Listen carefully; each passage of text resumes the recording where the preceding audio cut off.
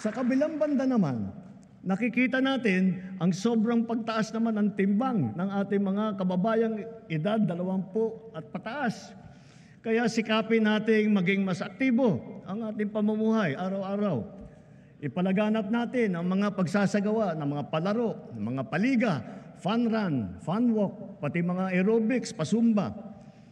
Para sa mga LGU, buksan at gawing maaliwalas ang mga park at mga plaza natin kung saan makakapag-ensayo ang ating mga mamamayan, bata man o matanda.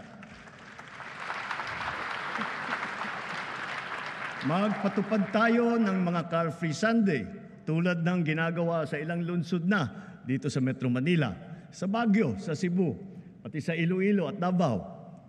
Bilang pagsuporta rito, simula ngayon, bubuksan ng Philippine Sports Commission sa publiko ang kanilang mga track and field oval sa Pasig, Maynila at Baguio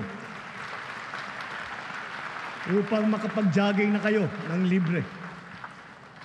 Magbubuhos tayo ng todo suporta sa mga palaro at mga atleta sa buong bansa.